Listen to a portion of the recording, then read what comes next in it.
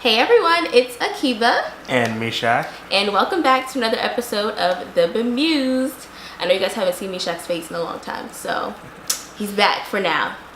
Yeah, for now. So, newsflash, college is expensive. If you've never heard that before, raise your hand. I don't see any hands raised. Do you see any hands raised? No. I don't.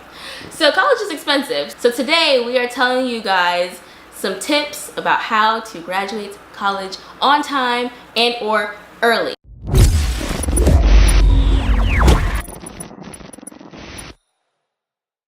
So both Mishak and I actually graduated on time. He graduated on time. I graduated technically early based on the amount of credits and stuff I was doing. And we've helped a lot of our friends actually graduate on time. We've had literally several friends that come to us in like the 19th hour of like their last semester of senior year, figuring out they can't graduate and coming to us for us to help them figure out how they can graduate. So we thought it would be cool to share with you guys how we were able to graduate from college on time and some tips for how you can graduate from college on time so that you can save yourself some money. School's expensive, guys. Don't do it to yourself. Graduate early, graduate on time so you don't have to spend thousands and thousands of extra dollars.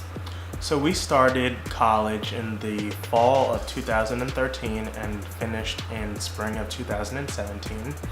And what we did, or at least what I did, which is gonna sound really bad, is pretty much ignored the advisor to an extent. So my first year when I started, I sat down with my advisor and we came up with a plan. Luckily for us, the business department of the school that we attended gave us like a kind of a planned out schedule that we needed to follow per semester in order to graduate on time. And basically all schools do that. So a good place to start would be to look at the 4-year outline that your program will most likely give you. So we took that outline and pretty much for the first year at least I didn't really deviate too much from it. Then by the summer of my first year, I decided that I wanted to kind of get a jump start. So I took a summer class. I took 3 or 4 at a community college, and that was a huge saver because our per credit rate at our university was, I don't even remember how much it was, but it was really expensive. And at the community college that I took one course online, I don't even think that it equaled up to what 1 credit was costing at our university. So that was a huge savings right there. Got that class knocked out and kind of in year 2 took on more of a, I know what I'm capable of doing, let me try and figure it out approach. So I sat down with my academic bulletin and I looked through based on what it said when classes would be offered. If they would be offered spring, odd even years, fall even years. That's another thing. Not every class is offered every year even, because we went to a really small school. So there were a lot of classes that weren't even offered every academic year. There were classes that only came around every 2 years. So if you missed it, you were just screwed. Yeah. So you had to pay attention, especially if you go to a really small school like we did. So paid attention to that and then kind of looked at the outline that our department already had and then compared it to what I thought would work best for me. So I think that I took maybe 1 or 2 more classes online. Our school had an adult evening program that we were able to take classes in there to help with, I guess, not having so much of a load during the day so that we were also able to work. So that came in handy as well.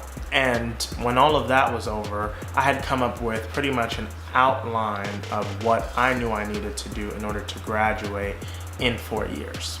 My story is pretty similar to Mishak. My only big, I guess, deviation is the fact that I also did a second major within 4 years. So technically I graduated early. I did 150 credits, which is the equivalent of a 5-year program in 4 years. And so what I did was pretty similar to Mishak. I actually started out with only 1 major my freshman year, and then my second semester I decided I wanted to add on my second major. And so basically what I did was I went to my advisor, similar to him. I only went to my advisor I think once in my 4 years. It was my very first semester of freshman year, and thankfully my advisor signed me up for the right classes. So that's another thing that we were saying earlier. Take your advisor's advice with a little bit of grain of salt, because not all of them know what they're doing a lot of the time. But thankfully, and I might add, it's not that they don't know what they're doing. It's that they're dealing with changes. So they might have started working there in 1995 and you're there in 2000, and the requirements for your degree might have changed. So they might be thinking, oh, well, this is what's required, and you might be taking things that you don't need. Yeah. So that's why we want to stress to pay attention to your academic bulletin, because that is what you are going to be bound by. If I came in fall of 2013, that is the bulletin that I need to use, the 2013-2014 bulletin, not the 2016, unless you choose to switch to that bulletin if it's more advantageous. Which is a possibility, I think, for most schools. They let you switch to a newer bulletin if you want to. But aside from that, you want to stick with the bulletin that you came in on. And like I said, study it like it's your Bible. Seriously. Because seriously, no joke. When you're filling out that graduation application, that's what they're gonna, based on what you put on there, if you're using the 2013-2014 bulletin, that is where they're gonna look. And if you might have overlooked the class or done something like that, it could really hold you up, where it could cost you a whole lot of money and a whole lot of time.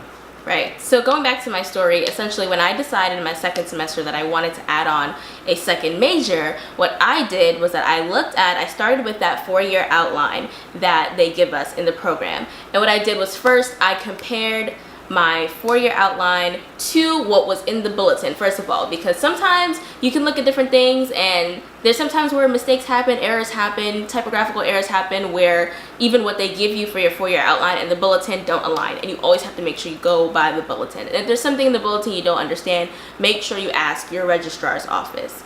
So, because that is who will give you the most accurate information about your bulletin. So my first step was just making sure that the classes that they said I needed were actually the classes that I needed in the bulletin, and making sure that when the bulletin said they were offered is when they were scheduled in my 4-year outline. So then I layered on top of the existing 4-year outline the classes, the extra, 30 credits that I would have needed for my second major, layered that on top of my degree requirements for my first major. And I looked at the bulletin, saw when things were offered. I started with those every other year classes and fit those in first, because I knew that those were the least flexible. Kind of fit those in first and just, fit things in kind of where they fit without trying to overburden myself throughout the semesters. And so similar to Mishak, I did do a few summer classes, and that did help save time and save money, because the summer classes were dirt cheap, taking them online at community colleges, and it saved me a lot of time and money. And I will add, with those summer classes or classes elsewhere, depending on your school's policy, but our school was you needed to apply to get approval to take those classes elsewhere to see if they will transfer in. So don't just go taking classes willy-nilly before you get approval, because like I said, that'll be a waste of money and a waste of time if they don't accept your credits. Exactly. That's really, really important.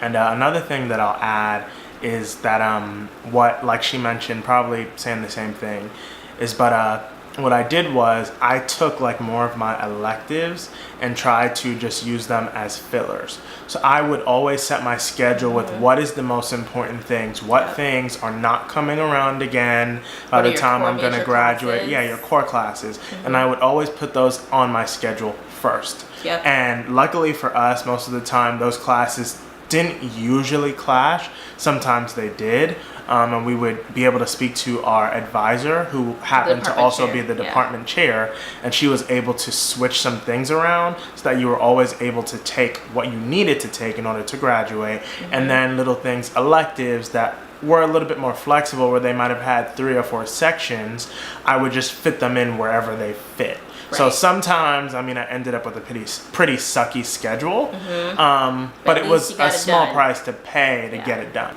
And then the last thing that we basically did to make sure we were always on track, just as a kind of triple check after checking our bulletin and checking our program that they gave us at the beginning of our program, is that we also checked, usually most schools will have a degree audit or some type of feature on their online platform where they tell you like which requirements are completed and what you still have outstanding. And so that's just another thing, another tool that you can check. I'm pretty sure like every school has that capability. So just find out, if you don't know where to find it, find out from your registrar's office where to find that, so that you can always be up to date on where you're at and what progress you're making. Because the last thing we want is for you to think you're graduating, tell all your friends, family from yard, from everywhere, from across continents that you're graduating, get everybody all excited, and then 2 weeks before graduation you find out that you're not actually graduating. We don't want that to happen to you guys. Yeah. Aside from the money, we don't want you guys to have the embarrassment and the shame of going through that. So, you know, save yourself some time, save yourself some money, graduate on time. Trust me,